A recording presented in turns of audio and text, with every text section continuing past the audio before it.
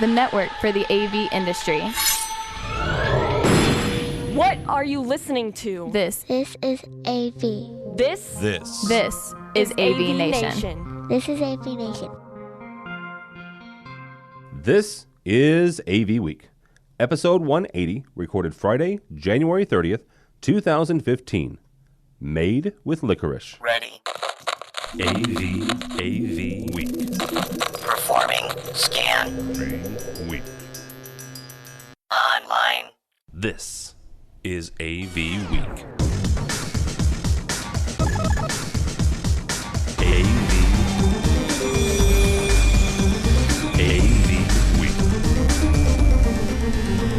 This is AVWeek, your weekly wrap-up of audio-visual news and information. My name is Tim Albright. I'm your host. Hello, welcome. If you're watching live, good Friday afternoon to you. If you're not, good morning, good evening, good night, whatever it is for you. This week we have on our lovely panel, first up is Mr. Dave Hetz from AVI Systems. How are you, sir? Doing wonderful. Thank you for having me. Absolutely.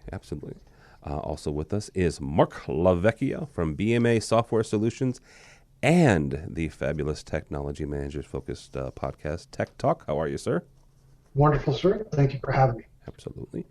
And last but not least, Stuart Wrench from IEG, my favorite networking tool that I personally use. So how are you, sir? Doing great. Thanks for asking. Good. That's not a commercial. It's actually a true story. So we were at the CI Summit. I told this story off the air. I'll tell it again here because it's a fun story. I was on the elevator. Didn't actually even realize that Stuart was on the elevator with me. And one of the other integrators starts asking what IEG is, and I start doing his pitch for him. So, I just think it's a cool product. So we've interviewed you guys a couple times at CEDIA and Infocom, and actually we'll see you at ISE. So. Right. Thanks to Mr. Hatz and a bunch of other folks. So, all right, this week we have a couple of networking stuff. First, though, this is I don't know. I didn't plan it this way, right? But I have two programmers and a really good networking. Well, three really good networking people and two programmers. And then I guess if you want to count me, there's three. But we do kind of have some programming and networking stories, right? So first up, from CE Pro, emerging technology in cable boxes may render IR repeaters, and I even read IR systems useless. This comes to us. The story goes on to talk about how a lot of the boxes made by AT&T, Uverse, Cisco, Scientific Atlantic, Motorola, which is another popular manufacturer of cable box systems, they're being tricky when it comes to IR, right? And making some of these systems a little bit difficult.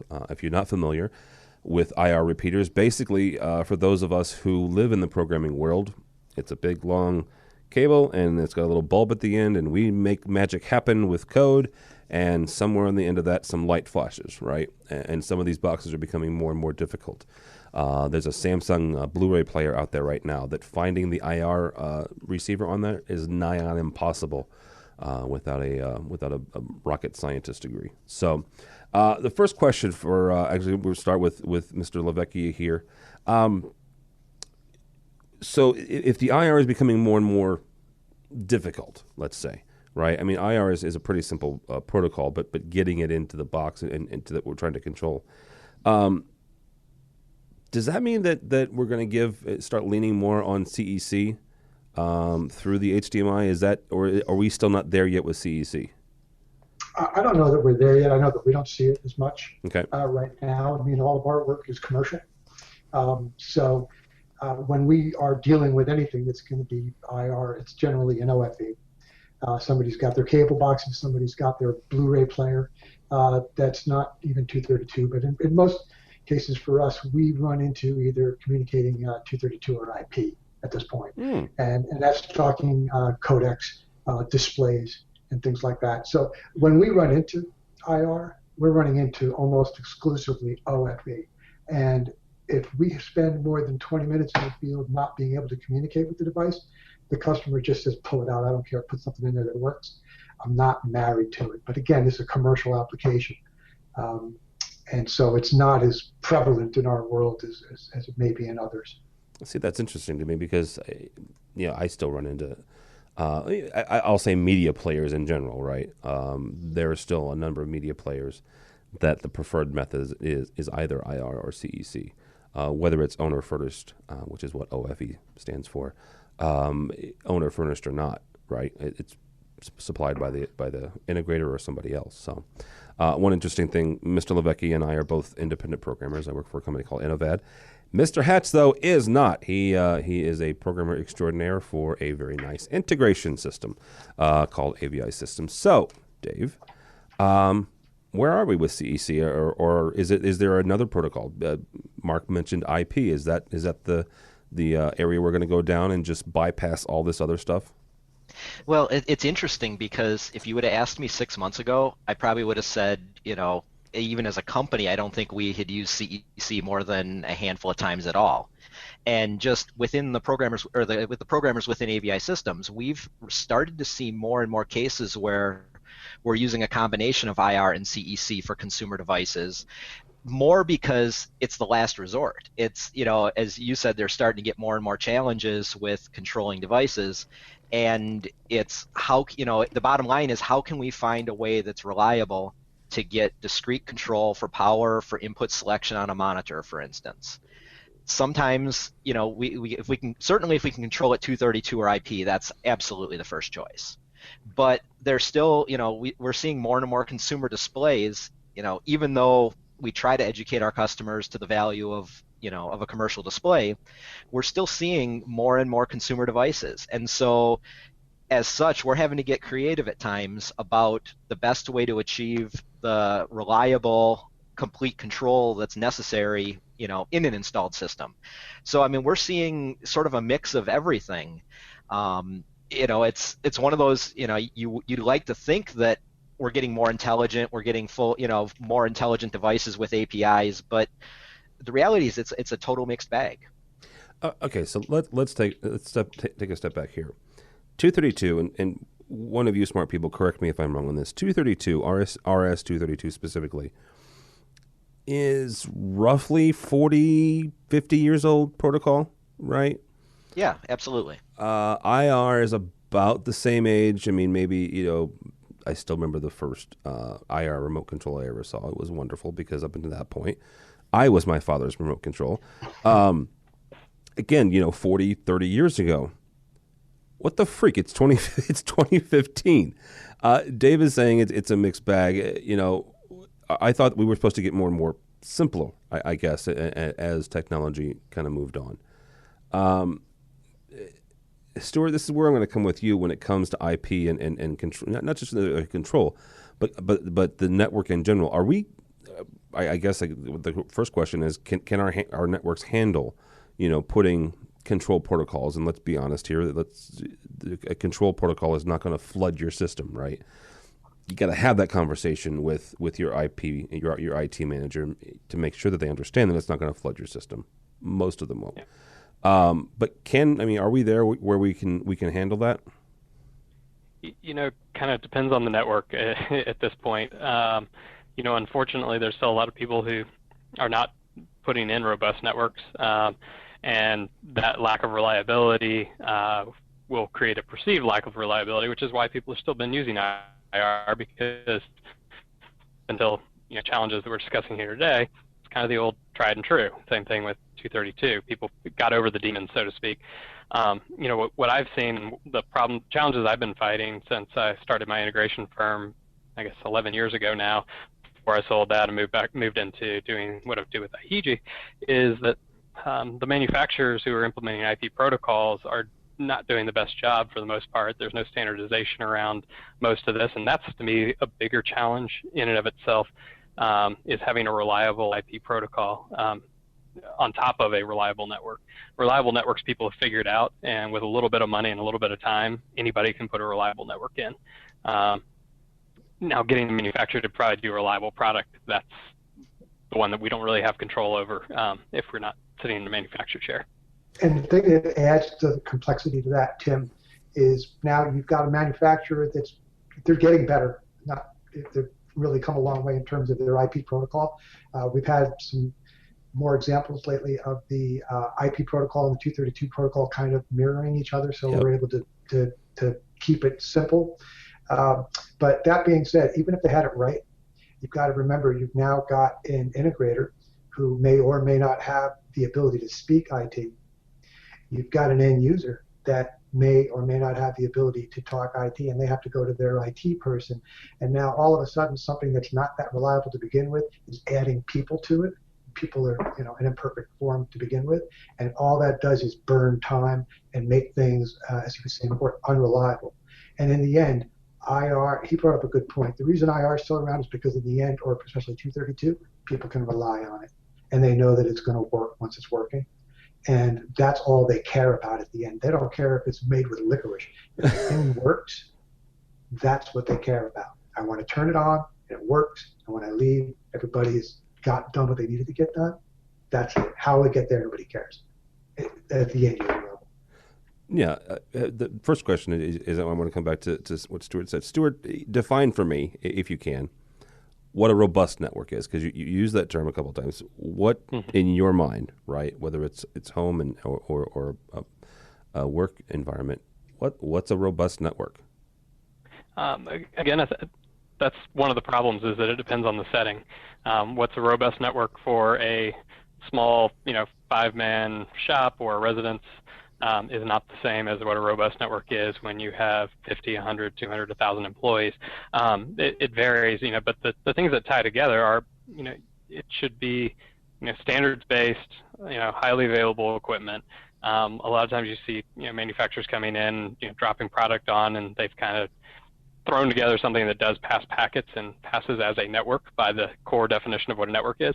But at the end of the day, nobody knows how to service it if you bring another company in, and the reliability is not really there as well. And I hate to say, but going with those real name brand companies that have been beat up, tried and true in the enterprise world for decades is a safer bet.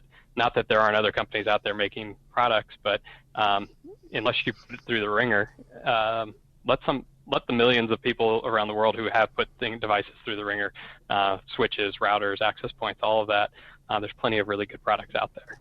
It goes back to the old saying, nobody ever got fired for buying IBM, right? You use the ones that millions of people have already used. So, Dave, real quickly, and I don't want to beat up our manufacturer friends because, I still like doing that. Is there a standard? I mean, Mark mentioned that there are a lot of times here recently, and I'll say here recently because we all have our horror stories. I have my own. There was an amplifier manufacturer who decided to throw a DSP into their amplifier, and the protocol I was being forced to use was IP, and I'm not kidding you. If you're watching video, the IP command for power on was roughly that long, right? It was every bit of 30 characters, 40 characters, and that was power on. Everything you had to do in volume up and all that jazz, and what you're getting back, you had to parse out all that jazz for volume feedback. Dave, is there something we can do to simplify that process, or is there maybe, I don't know, a tricky little tool that we could throw on the network, or maybe make our own little network device that parses back or converts back and forth between IP and 232? I don't know. Well, the trouble is you've got manufacturers who each can choose to make their own protocols, and so even if we're just talking in the RS-232 world, each manufacturer wants to make their own protocol because they want to make it that much more difficult for you to put in a brand Y device when your device is obsoleted. So it's actually to their advantage to not have standardized protocols between manufacturers. Now that said, the biggest thing that we've tried to do internally is as programmers is to create the code modules for devices that we come across, so that at least once one person puts that learning curve at the beginning, they put the time and invest it to get that device working reliably. Now we can at least leverage that and use it across the company. And so we're not having to, relearn every single time. In truth, that's about the best that we've found. I mean, I'd love to sit here and say, all the manufacturers are going to come up with protocols that are interoperable and we can just say power on and anything can understand it. But it hasn't happened yet. So, here's to the future. And one of the things, Tim, that we've Yes. found to expand upon that is, as an independent programmer, we're hired by companies like AVI Systems to come in with help with overflow with their programming and so forth, or maybe a consultant's projects. And one of the things we've found with our customers is more of an effort now when they recognize a device that may be sketchy in the field.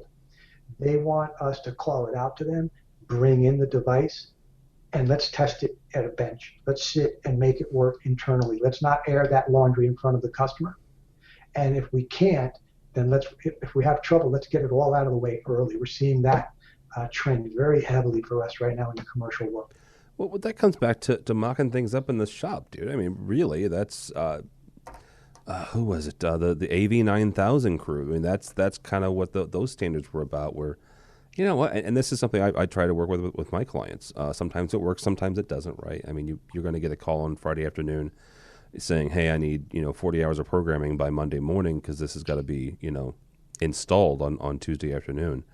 Those are going to happen, but that comes back to making kind of scheduling yourself out, making sure your project manager's on the ball, and getting everything in the shop, and making sure all the buttons work, everything worked like you want it to, and then to Mark's point is you can find those sketchy products, or maybe you have something that was DOA out of the box, or a bad 232 port, who knows? But you find those things in the shop rather than, like you said, Mark, in front of the customer. So. Well, and every minute you save up front is 3, 4, 10, 20 minutes in the field that you're spending trying to react to it, and you're never reacting with time to spare. It's always it's always a firefight. And like you say, then you risk airing your laundry in front of the customer, which is something none of us want to do. No. But the ability to raise your hand early and say, this device, whether you're staging or not, somebody needs to raise their hand early and say, this device could be a problem. Let's hook it up to a little processor. The control processors now are pretty easy to just get a small one, throw it in there, throw a little X panel code on there, test out the strings, see what's going on. Even though everything else is going on, let's spend a few minutes to the side. We see that happening so often right now, and it's great because in the end, nothing kills your margins like an extra trip to the field that you didn't have scheduled. So that's what this is about. Yeah, absolutely. All right, let's talk about a few minutes on smart homes.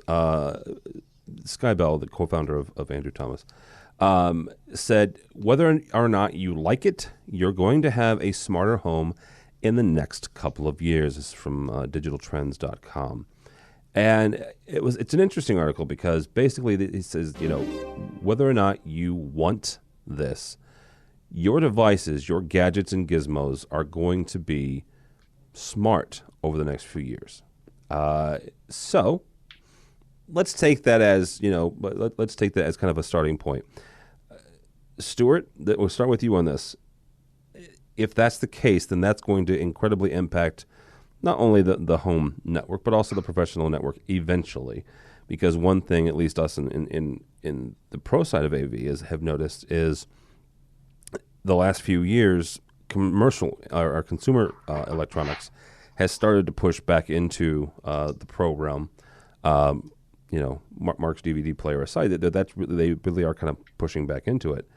So the first question for you is, how do home networks differ from professional networks? And I'm not looking for just, one has a Linksys router and the other of them has big giant things, but from a workflow standpoint, because the one thing about these smart devices is they're all going to want to connect to a network somewhere. Yeah. Excuse me. The differences really are diminishing. The amount of stress placed on a residential network is increasing. By the end of this year, all 50 states should have some available gigabit internet provider at least some section of the state. That outbound connectivity is what's helping to fuel this massive shift in how fast gadgets are being produced and put onto use this bandwidth, and it's actually the availability of even more bandwidth will create more gadgets because we just fill it. It's like when first hard drive was in order of K, and you had no way I could ever fill 10 megabytes up, and here we are pushing multi terabytes easily in just about everything that we put out, and it's the same thing on the data side. And I think you actually hit it on the head too. Just bounce over real quick to the commercial side is that due to the speed, people are now going to be comfortable having all of these gadgets and niceties in their homes, and they go to the office, and if they don't have some of those things, they're going to feel that they just drag it onto the network, and that's going to create security concerns, a lot of headaches and heartaches for IT folks around the world as they're trying to figure out how to handle that. But looking forward, putting my looking glass on, I really feel that most every home network will need to be reliable and more robust, just so that people aren't pulling their hair out all the time. Gone are the days when you can buy that, pick on them, blue Linksys router, and put it in and just have it be good enough. That being said, there's going to need to be a shift in the ease with which these networks are deployed, because not everybody's going to get an integrator who knows what they're doing. Some people are going to do it themselves, and those networks also just need to become easier so they can support all these devices. Google and Nest are never going to help you with your network when Nest doesn't work. They're going to say, hey, it's a network problem, go figure it out. And so on and so forth down the line, your locks, your refrigerators, which, by the way, there was, back in, I think it was 2000, I saw a mock-up of the first smart fridge in the Bell South Home Networking Lab. Mm-hmm. So they're still not really here the way that I would have expected, but, all of it is here, and all of it is coming. Now, here's the thing. One quick thing. Google will come out and fix it when they start selling wireless access, so which is coming very soon, apparently. I did see a smart LG fridge at Best Buy, so I didn't purchase it because it was like $5,000, but, Exactly. I don't, my Cokes are cold enough, thank you. Dave, we're going to come up with you. What kind of challenges does this present? Like you said, having these devices on the network, and some of these are AV centric, some of them are not.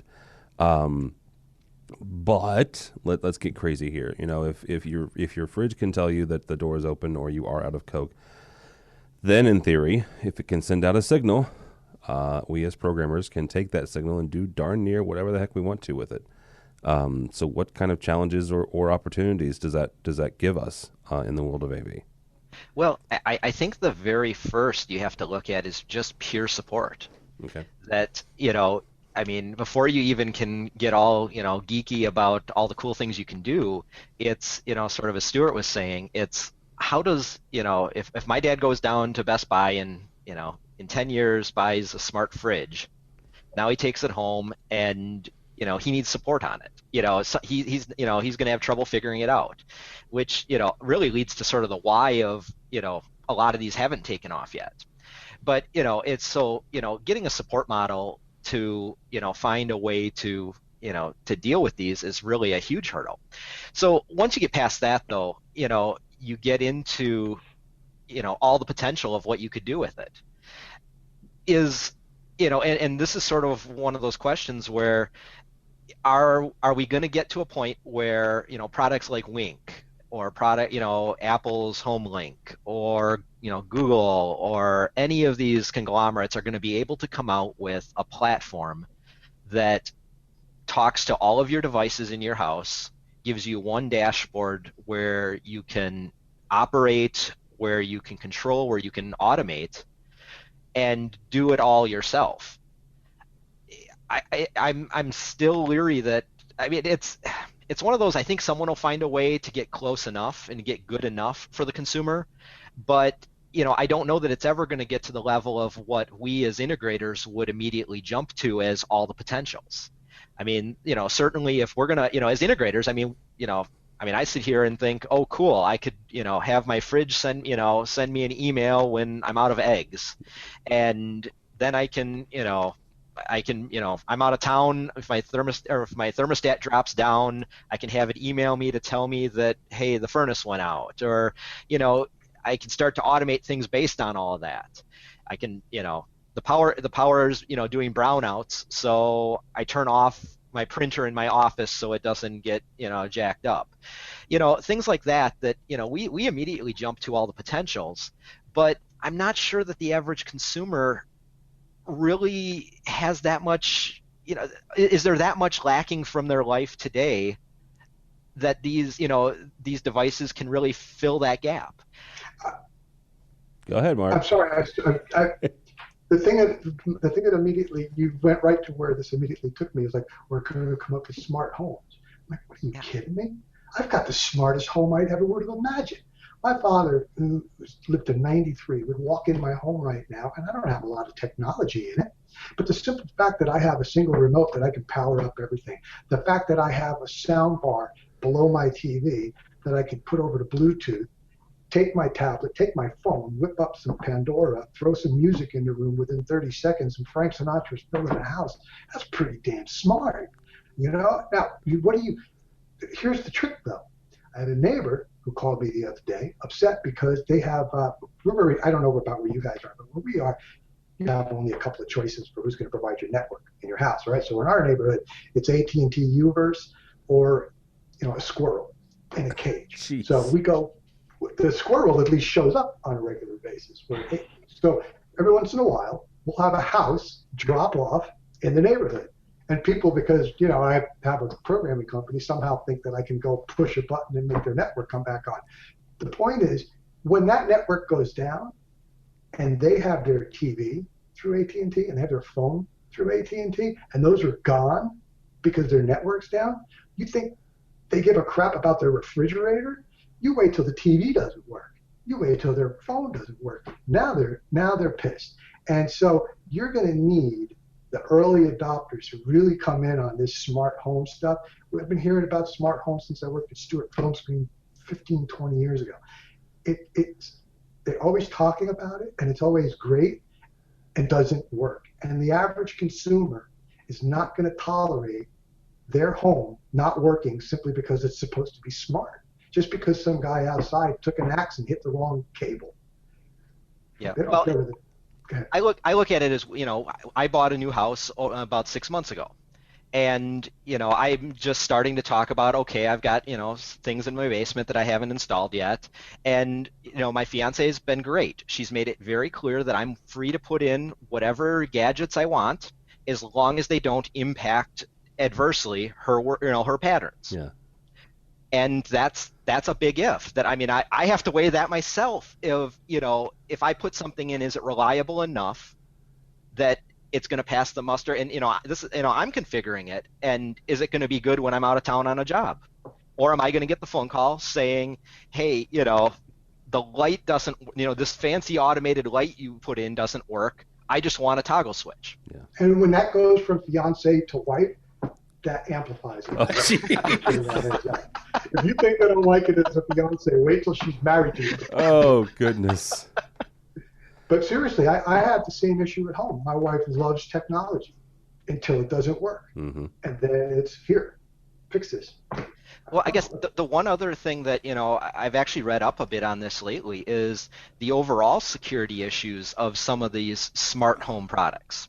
That, I'm typically not a doom and gloom type of person here, but, if you think about it, and how many Nest thermostats have been sold? If a hacker was able to get into the Nest, mothership, we'll call it, yeah, and on the surface they could cause just, be mischievous, turn your air conditioning on, your heat up, down, whatever. But if you look at it from the perspective of, if they could take and within a region of the United States, turn every air conditioner on at the same moment, think about what that's going to do to the power grid. Oh, wow. And it's quite possible. You're getting into, brownouts, blackouts with, because of a smart home technology that someone was able to take advantage of. Somewhere out there's somebody with a pencil going, power outage. Power outage. This is cool.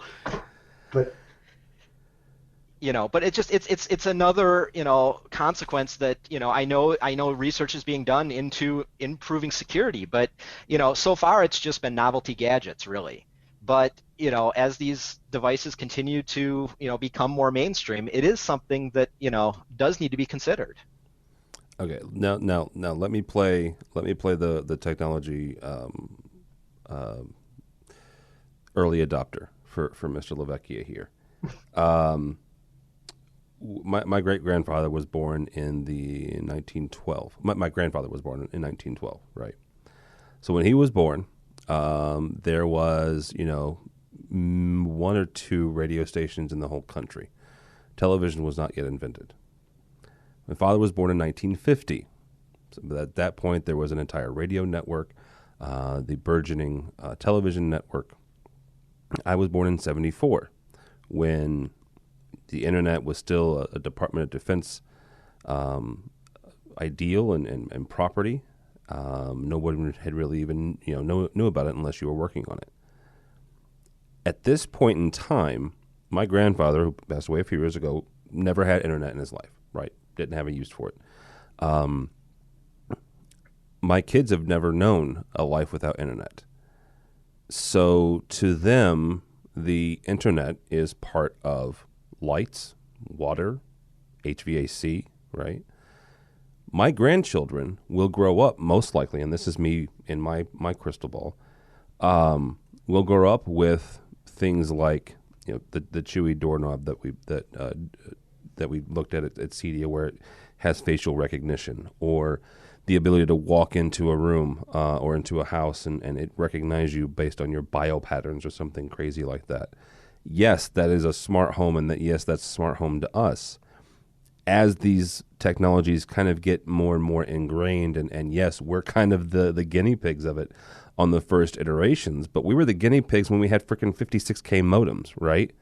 And now I've got something that screams at 60 megs, right? And this is in my lifetime, in the last 20 years, this has happened. But we've all been the guinea pigs, and our kids and our grandkids and our great-grandkids are going to be the ones that benefit from that, from us being the guinea pigs. So, I see the smart home stuff, and yes, I'm excited because I'm a geek and I'm a technologist. But I think I don't know that a home will be too smart necessarily, quote unquote, because it'll just be what it is, right? It is what it is, and it'll be on the network. And you're right, Mark. The network goes down. Holy crap! The TV is going to go out.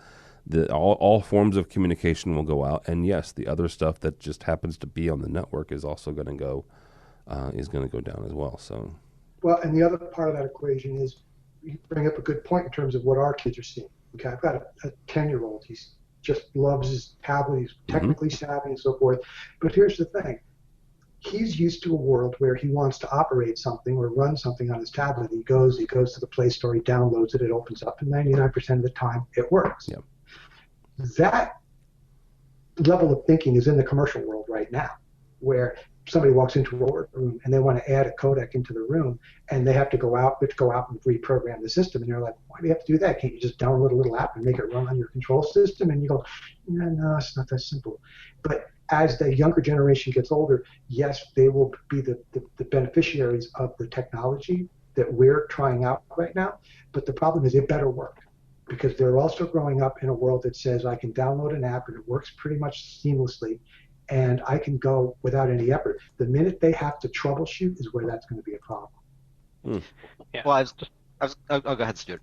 I was going to say, put a bow on that one. We've been talking with a lot of dealers, recently about how to, go about selling better networks, because they haven't had to do that in the past. And, one of the things that I don't remember who it was now, said is we started asking our clients if they'd rather go a day without internet or a day without water. And they actually would have people stop and think. They probably come back and say, okay, water, but, I need that, really need it. But, it's not a spontaneous thing anymore. So reliability and accountability is going to be key. But I do take a little bit of an aside to what you were saying in the commercial world, looking for apps, and as the younger generation moves up, younger generation is actually not as concerned with hate to say quality, but they would rather take a little step back for the convenience in terms of the robustness of the system and, all of the bells and whistles if they could just get it on their iPad or, whatever it might be. So I think that's where some of the biggest shift in the commercial integration is going to be is, some of these really robust, expensive boardrooms are going to be boiled down to, a couple little objects that all tie into these tablets that everybody just carries in on a whim.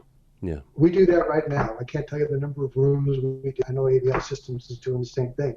How many rooms we built that used to have a control system in there? You walk in, you pick it. Maybe there were only a couple of inputs to the room and a display, but you don't need a control system in there anymore. You put an occupancy sensor in the room. Somebody walks in, powers on the display. You have a wireless access for your for like an AM100 or something like that, or a Brio. You can take your laptop or your tablet, swish it up, send it up to the display. Volume is automatically set, and you're good to go. It's mindless, these rooms, and we do them on a regular basis. Now, the good news is that doesn't completely put programming out of business, because simultaneously we're doing asset management as well. See who's using the room, how often they're using it, what resolution they're using, so they know what kind of resources to buy later on as a company. But you're absolutely right. They would have walk in, have things turn on, just put up their presentation, and get to work. Yeah. Well, and the other thing is you need programmers for that, right? It doesn't just automatically happen, Mark. You guys have to program that and control it on some level. The user, though, doesn't have to do anything, which is, I think which is key in that aspect. So, all right, a couple more stories here before I let you guys get out of here. One is from EE Times, which is electronic engineering. It is a new touch interface. Ironically, I have a bunch of control guys on here, so we'll continue down this road for a second. I wrote some notes for this. First of all, this sucker, the new touch interface will do hover tracking, which it's an improvement on that. We'll do glove touch up to 5 millimeter glove touch. In other words, regardless of what your gloves you have on. Dave, first of all, why can't we get stuff like this? I mean, let's. Yes, and before people scream at me, yes, you can do an iPad or an Android device, and you can have that same experience, right? But I'm talking about the suckers, the AMX, the Crestron, the Control 4, those touch panels you buy that have their name on it, and they sell and they get from whoever.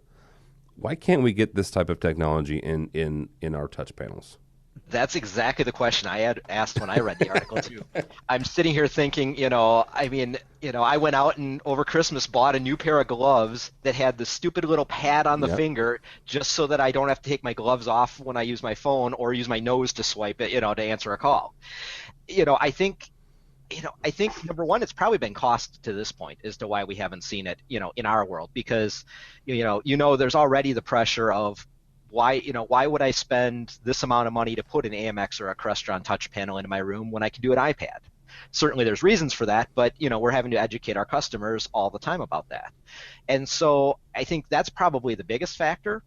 I am hopeful certainly that, as we move forward, we just talked about the smart homes. Well, if you're putting that smart oven in and you've got a display, it's unrealistic to think that you're going to be touching that, that touchpad without having, wet fingers or without having, flour and sugar all over your hands and stuff. And so you're actually, trying to use touch, technology that's pretty unforgiving today with just the pure capacitive touch.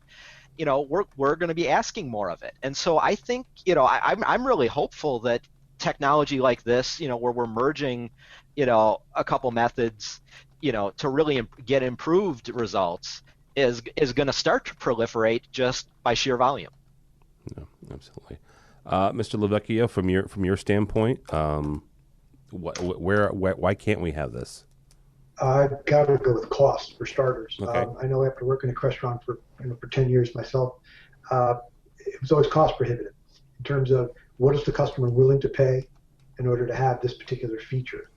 And to be honest with you, our goal has always been, and for most integrators, has always been as few buttons as possible and get the project done, get the system as reliable as possible. One of the things that Crestron introduced at InfoComm a couple of years ago was the ability to not just pick a source and pick a destination, was to pick the source and drag it over to the destination. Yeah. That's what people are used to. And we found that customers just don't really care about that. Now, it was cool because that's something that people were doing. But in the end, it wasn't as seamless as it seemed. What they would rather do is when they pick a source, have it committed to a destination. So we're taking all of that out of the equation. So when I was reading the article, I was thinking to myself, yes, okay, if I'm on the treadmill and I'm watching Breaking Bad on a thing and I'm trying to move around with sweaty fingers and stuff, yeah, I can see that. Now I'm in California, so we don't worry about gloves. I don't know what these gloves are that you guys are talking about, but we don't worry about gloves. But what happens is that as long as the thing is protected and it can do what it needs to do when you touch it, people, from our perspective, as long as you push as few buttons as possible to do what they need it to do in the time frame that it needs to be done, how they get there is it doesn't matter to them. Like I said, the glove stuff, we just don't run into that type of thing out here, honestly. All right. You don't wear gloves when you play golf? You have time for golf? It was, you forget, my title is Director of Operations. I got time for all kinds of stuff. No, I was in sales. If you're on a golf course, you're with a customer. If you're with a customer, you don't take a phone call. You make it. I got you. All right. Okay. Last but not least, according to a couple different people, HomeKit, which is it's Apple's smart home device interface, or their network and their programming language. Some of these things are not going to be hitting the mainstream as quickly as some of the folks thought they would. So the first question is, and Stuart, we'll start with you. Besides HomeKit, what else? I mean, what are the other players in this space, or is that too unfair of a question because there's a lot of people trying to do this interconnected smart home thing? You know, there are a lot of people out there trying to do it, and there's different approaches, and I think it's really interesting to watch the ecosystem evolve. Up until recently, one of the ones that I thought was really interesting and taking a pretty good approach was Revolve, but they got bought and product shut down. So I don't really know, if there's a grand plan behind the scenes that's going to come out of that one. Okay. It ties right back to some of the other conversations that we've been having in terms of the complexity of trying to get, if you're not if you can't be a holistic manufacturer of end-to-end solution, which I think everybody finally agrees isn't going to happen. Nobody's going to own, the whole scheme. Then that means you have to get different players to play the same game, and it has to be agreed. I mean, it comes back to what happened in the networking world. Interoperability. You should be able to drop any piece from any manufacturer on, and they should be able to talk the same language. True standards and true standards following. And right now we're just watching a fight for who's going to be that central thing, and I think it's going to change 2 or 3 more times before anything actually really settles down. I think there's going to be a lot of early adopters who are, I don't want to say burned, but probably, in terms of spending some money, finding out they bet on the wrong pony, and I'm enjoying the watch, but I'm not putting my money on any one winner at this point. Apple definitely has a lot of money and a lot of heft to throw around. But at the same time, they don't truly own the whole world either. And if they're not open, I think that's a failed point from the beginning, which, they're not really, from what I've seen, it's not very clear how open they really intend to be. The only thing I'll say to that is, I totally agree. Although if anyone could pull it off without being open, I think it's going to be Apple. That's for everyone else, I would totally say, you're right. We need to, it's what device can talk to the most other devices has the best chance of success. But with Apple, I mean, they have proven time and time again that, they don't have to offer the most features. They just have to get it right and make it easy to use, and it'll be good enough for a lot of people. Mm-hmm. Yeah, absolutely. All right, Mr. Lavecchia, you have any 2 cents on the HomeKit thing? No, I mean, most of my world is spent in the commercial market, and the reality is, in our world, we do not recommend early adoption.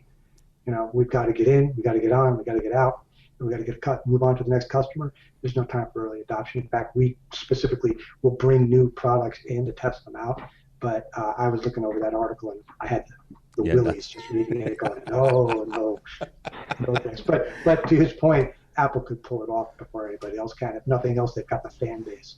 Yeah. Well, and the scary piece is, so, if Apple does come out with HomeLink and start to come in full force, we know we're going to get the phone call next to say, I want to put this into my system. And it's in the back of my head, it's also thinking okay, so now we've got something that we know Apple's not going to be open about sharing and, making it interoperable. And now we've got, in the commercial world where I am, we've got these systems that we're trying to make 100% reliable. And now we've got this, Apple's newest that our customer wants, and can we find a way to make it make them play together?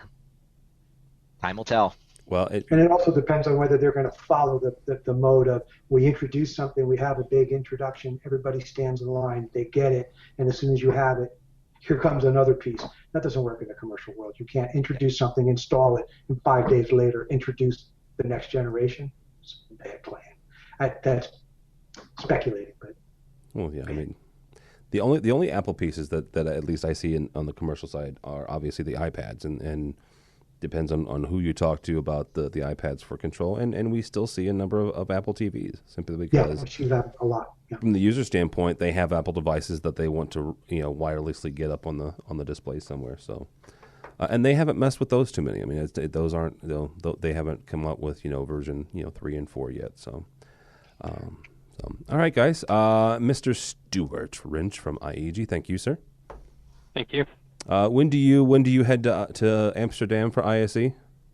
Actually head on over to the other side of the pond on Wednesday on the 4th. Oh, so you're going a few days early. I'm going to be in London for a while for other meetings. Oh, very cool. So, how can people find out more about you or IEG? www.ieg.com or give us a call and check Twitter. We do lots of education around networking as well for those who are trying to take it up. We found actually our best success in the industry is just by teaching and sharing. So come check out some of those classes. And I've never asked you this, and you can tell me it's none of my business, but what does IEG stand for? Absolutely nothing. We made it up about 6 years ago now. The reason I asked, because for those of you listening and not watching, IEG is spelled IHIJI. And it means absolutely nothing. Absolutely nothing. .com was available. That was the time when weird .com names before they came out with like the .ly and .io. Probably if we were founded a few years later, we'd have a .ly on the end of our name or something like that. IEG. Yeah, that would be even harder, much worse. All right, there you go. Mark Lavecchia, my buddy, my pal. Thank you, sir, from BMA Software. Thank you for having me. I appreciate it very much. Where can people find you? You can find me, bmasoftwaresolutions.com. You can find me and my growing list of 62 Twitter followers at Mark Lavecchia. I don't know 40 of them, but it's growing. Oh, man. Let's get you 63. But I also would urge, if I could slip in, I would also urge our readers, I'm part of a collaborative effort with your mutual friend, Steve Greenblatt, with a group called TechTalkAV.com. It is a landing place for technology managers throughout the world to gather, and we do podcasts and so forth with technology managers and with people who have interests in that arena to help educate and bring them together and collaborate. So TechTalkAV.com is a cool place to go if you're a technology manager. Yeah, it's a good event. It's a good effort. I like it a lot. They had their first event it was Vegas, right? The first event was it was Vegas InfoCon. Yeah, it was really nice great. Following. Yeah, it's working out really well so far, and we appreciate all your effort to help us out as well. Yeah, and I still have a heart for the lone technology manager because I used to be one. So, it's good stuff. Dave Hatz, first of all, thank you for coming. I met Dave for the first time in person a couple months ago at the AVI Systems event in Chicago, and it was very nice to meet him. So thank you so much for coming on, sir. Oh, my pleasure. My pleasure. And how can people find out more about you or more about AVI Systems? Or Well, certainly check out our website, AVIsystems.com. A friend of the show, Kelly Perkins, and her team have just rolled out a brand new website within the last couple weeks, really highlighting all the wide breadth of products and services that AVI Systems offers. So, certainly check that out. I'm not a huge force in the social media world, but I do now follow Mark Lavecchia, so, as of about 30 seconds ago. So 63. exactly. So, but you can follow me there at Dave Hatz AVI, or certainly email. It always gets through to me, dave.hatz@avisystems.com. All right, very good. That is awesome. Yeah, that's cool. Get. Now we need to get you 64. A couple things as we wrap up here. First of all, Dave was one of our wonderful Kickstarter folks.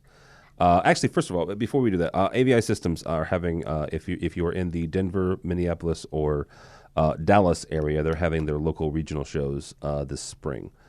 So when you go to AVI Systems website, check those out if you're in the area.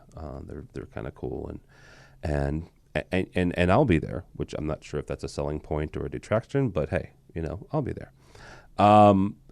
Dave was one of our wonderful Kickstarter folks. A number of folks kind of gathered together and to send us on our way to ISE. So we are headed there a week from Sunday. The entire clan, well, not the entire clan, but George, Neto, and Bill and I fly out of our respective cities on the 9th, or on the 8th rather. We'll meet up with Stuart on the 9th and that week. For those of you who were Kickstarters, there's a special something coming down the pipeline this weekend. So, a couple things. First of all, Infocom's doing some classes. They have their list of classes listed. It'll be on the show notes.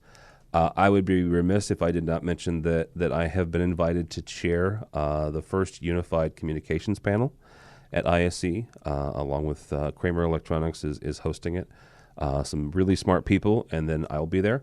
That's happening on Wednesday of the show at 4:00 Amsterdam time. So check that out if you would please. Also, we are doing a tweet up at the HD Base T booth again on Wednesday. Wednesday's a busy day that week. So I'm doing this UC panel, and then the tweet up is happening at the HD Base T. The HD Base T booth at 5:00 during ISE. And Mr. Chris Neto is sending me here some more notes. Apparently, the AV Tweeps are making the hashtag for the tweet up the second most trending hashtag for ISE. So we appreciate you guys doing that. So if you want you to follow me, I guess, it's at TD Albright, Tim David Albright. It's not really my middle name, but it's closer than my real middle name. So TD Albright. But more importantly for me and for everybody else here, go by the website, if you would please, avnation.tv, avnation.tv. You'll find this program and a host of others. We did a special sit-down interview with Kirsten Nelson, the new editor-at-large at SCN. She has moved on from being the editor, which she has been for the last 14 years. She talks about some of her new projects. She talks about scotch, which is one of her favorite drinks, and some other stuff. So check that out, and a host of others. We have a new AV app show coming down. We've got a bunch of other stuff. Mr. Neto and I actually will be on Shop Talk, which is another wonderful podcast, not on our network, but our buddies over there will have us on Wednesday. So check that out if you would please. AVNation.tv, AVNation.tv. Thanks so much for listening. Thanks so much for watching. This has been AV Week.